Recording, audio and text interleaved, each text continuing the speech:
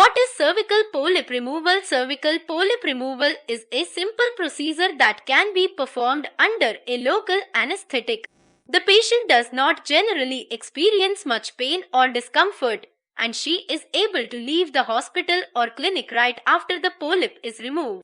In most cases, a cervical polyp is a benign growth, though it is usually sent to a laboratory for testing to ensure that it is not malignant.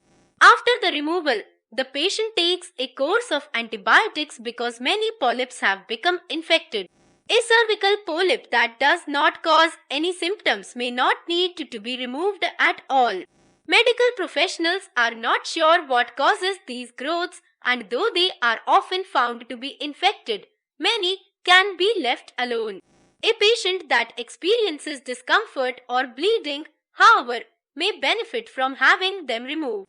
In many cases, it is possible to twist a polyp off at the base.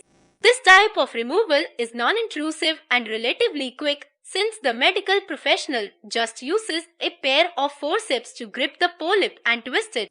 Instead of twisting off the polyp, he or she may use a piece of surgical thread, placing it around the polyp and tightening it until the growth is sliced off.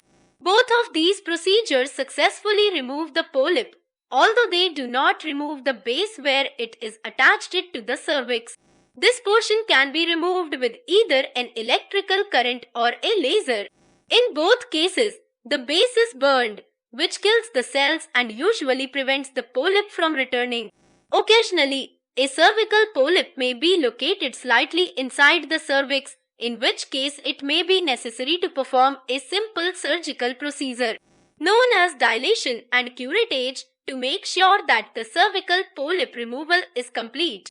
During this procedure, the patient's cervix is dilated through the use of medication and a cutting tool is used to slice off the polyp. Though this is slightly more involved than the procedures normally used, it is still a common procedure and can be completed while the patient is under only a local anesthetic.